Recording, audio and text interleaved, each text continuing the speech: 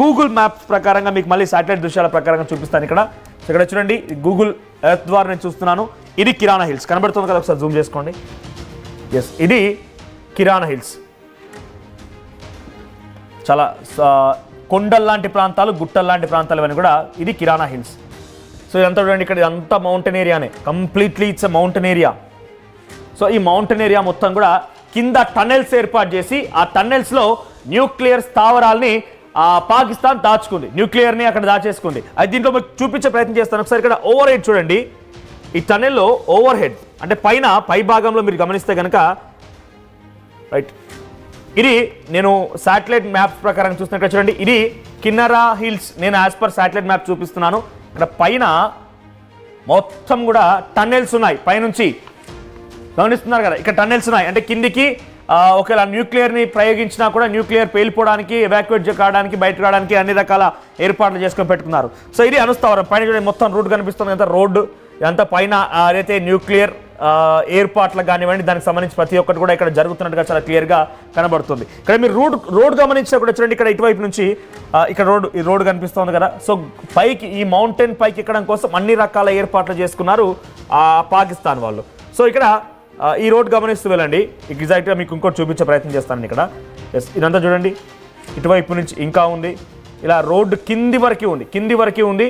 So ఇక్కడ మధ్యలో ఒక దగ్గర మీరు గమనిస్తే కనుక చుట్టువైపులా చుట్టూ మొత్తం టన్నెల్సే ఉన్నాయి. ఈ రోడ్డు గమనిస్తున్నారు కదా, ఎంత టన్నెల్సే, అంతా కిరాణా హిల్స్ పైన ఉన్నటువంటి ఈ టన్నెల్ రోడ్ అంతా కూడా ఇదే.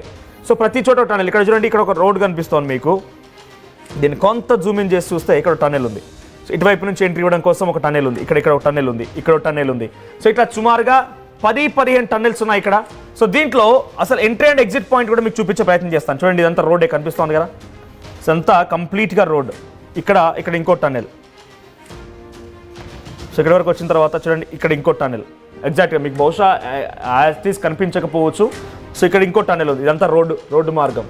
సో ఇట్లా ప్రతి చోట ఒక 10-15 టన్నెల్స్ ఉన్నాయి. లోపల కిరాణా హిల్స్ లోపల పక్కాగా అనుస్థావరాలను ఏర్పాటు చేసుకుంది అక్కడి పాకిస్తాన్. సో దీంట్లో మీకు ఎగ్జిట్ అండ్ ఎంట్రీ రూట్స్ కూడా ఉన్నాయి, దీనికి అవి కూడా మీకు చూపిస్తాను నేను. ఎగ్జిట్ అండ్ ఎంట్రీ రూట్స్ చూస్తే కనుక ఎస్, సో రెండు వైపుల నుంచి, అంటే ఎటువైపు నుంచి ఎంట్రీ ఇవ్వాలి, ఎటువైపు నుంచి ఎగ్జిట్ ఇవ్వాలనేది కూడా దీంట్లో చాలా క్లియర్గా ఉంది. కిరాణా హిల్స్ పైన చాలా పక్కాగా దానిపైన మనకు అనుస్థావరాలు ఉన్నాయని మాత్రం చాలా క్లియర్గా దీని ద్వారా అర్థమవుతోంది.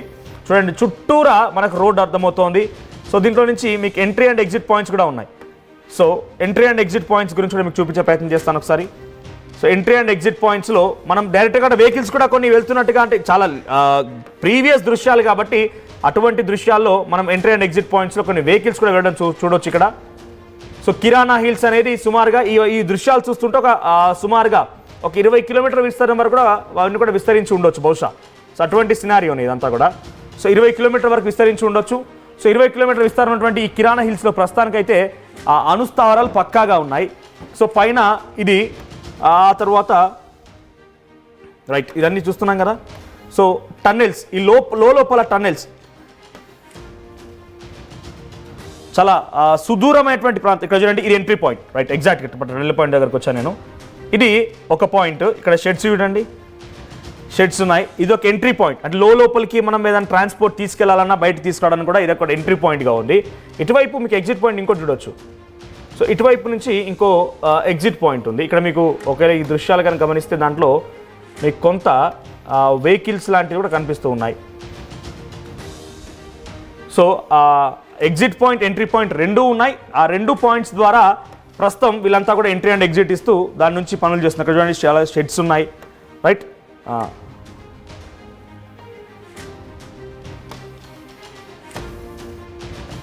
రైట్, ఇది ఎంట్రీ అండ్ అటువైపు ఎగ్జిట్ పాయింట్. ఇక్కడ ఎంట్రీ అండ్ ఎగ్జిట్ పాయింట్ ఈ రకంగా ఉన్నాయి. ఒకసారి సర్గోదా ఎయిర్ బేస్ ఇక్కడ చూసారు కదా, 10 కిలోమీటర్ దూరం ఉంది సర్గోదా ఎయిర్ బేస్ నుంచి కిరాణా హిల్స్ వరకు.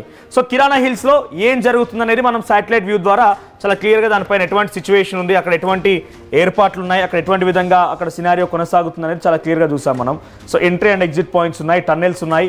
ఈ పై భాగంలో అక్కడ ఎటువంటి ఏర్పాట్లు ఉన్నాయి, రోడ్డు ఇవన్నీ కూడా ఉన్నాయి. సో ఈ స్పాటే న్యూక్లియర్ స్థావరాలని పాకిస్తాన్ ఏర్పాటు చేసుకుంది. ఆ లోపల టన్నెల్స్ లోపల ఆ న్యూక్లియర్ స్థావరాలు, న్యూక్లియర్ బాంబ్స్ అనేది ఉన్నాయి.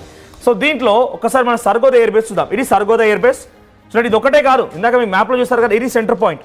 ఇందాక మీరు డైరెక్ట్గా స్క్రీన్ పై పే చేసుకోండి పీసీఆర్. సో దాంట్లో ఇది centre point.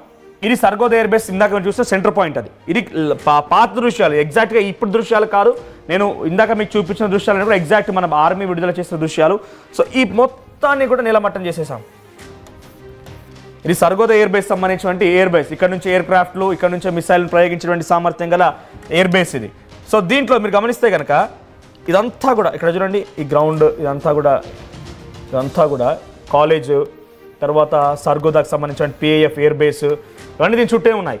Sargodha PAF air base అంటుంది ఇక్కడ. Sargodha PAF base, Musharraf, Sargodha queen check, ఇదంతా కూడా ఈ సెక్టార్ మొత్తం కూడా సుమారుగా ఈ సెక్టార్ అంతా కూడా సర్గోదా ఎయిర్ బేస్ కిందకే వస్తుంది. సో ఇక్కడ మనం టార్గెట్ చేసాం, దీన్ని పూర్తిగా నీలమట్టం చేసాం అనేది మన భారత ఆర్మీ చెప్తుంది. దీన్ని కొలగొట్టేసాం, నో ఛాన్స్ ఇక. దీన్ని కొలగొట్టేసాం. మన భారత ఆర్మీ చాలా క్లియర్గా డెఫినెట్గా చెప్తోంది సర్గోదా ఎయిర్ బేస్ని లేపేసామని చెప్పి.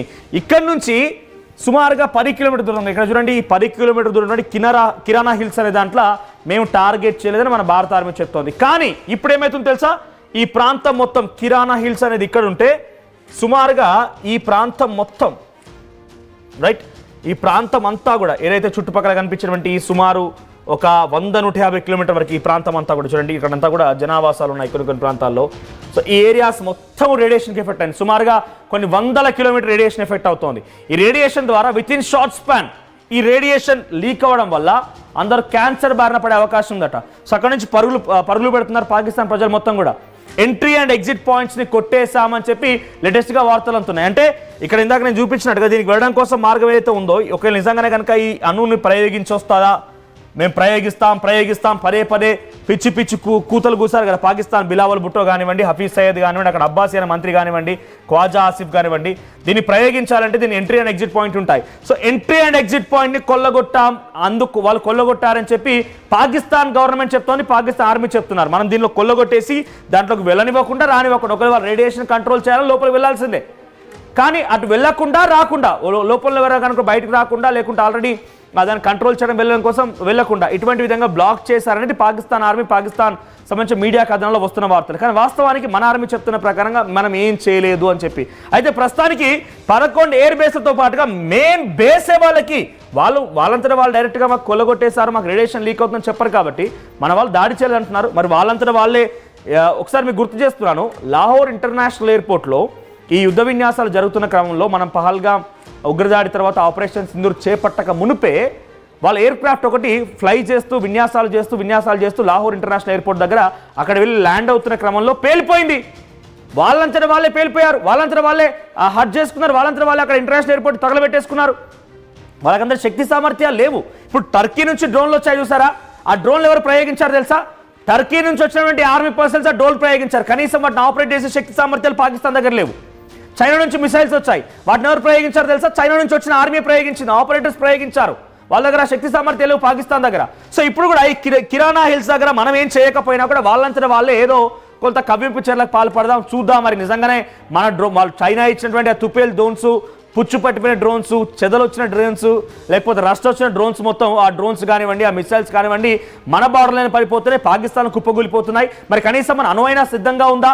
మనం అందరం అణు మాట్లాడుతూ అణు బాంబ్ అనేది సిద్ధంగా ఉందా, న్యూక్లియర్ బాంబ్ సిద్ధంగా ఉందని చెప్పి బహుశా టెస్టింగ్ చేస్తుండగా లీక్ అయి ఉంటుంది.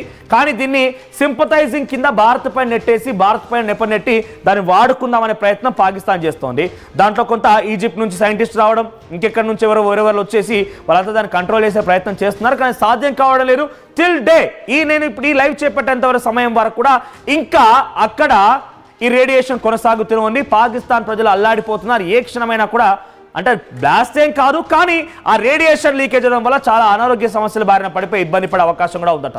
సో కిరాణా హిల్స్ లో ఆ అణుస్థావరాలుగా చాలా క్లియర్గా మనమైతే మన భారత ఆర్మీ అయితే గుర్తించింది, మనకు పాకిస్తాన్ చెప్పింది. కానీ దానిలో వచ్చేటువంటి రేడియేషన్స్ కంట్రోల్ చేయడం కోసం మాత్రం పాకిస్తాన్ అల్లాడిపోతుంది. ఏదేమైనా కూడా మనం కొంత అంటే ఇప్పుడు సీజ్ ఫర్ అండర్స్టాండింగ్ వల్ల మనం ఆగిపోయినా కూడా పాకిస్తాన్ని ఆ ప్రకృతి కూడా వెంటాడుతోంది. పాకిస్తాన్ని ఏకంగా అక్కడి అణుబాంబులు, అక్కడి స్థావరాలే పాకిస్తాన్ని ముచ్చమట్లు పట్టిస్తున్నాయి. సో ఇప్పుడు దీని కారణంగానే పాకిస్తాన్ కాళ్ళబెరానికి వచ్చింది. పాకిస్తాన్ మన దగ్గర మోకరిల్లిపోయి ఎస్ మేము మీతో సీజ్ ఫర్ అండర్స్టాండింగ్ సిద్ధంగా ఉన్నామని చెప్పి వాళ్ళ సైడ్ నుంచి ఇనిషియేట్ అయినట్టుగా మన భారత ఆర్మీ, భారత కేంద్ర మంత్రులు చెప్తున్న ప్రకారంగా.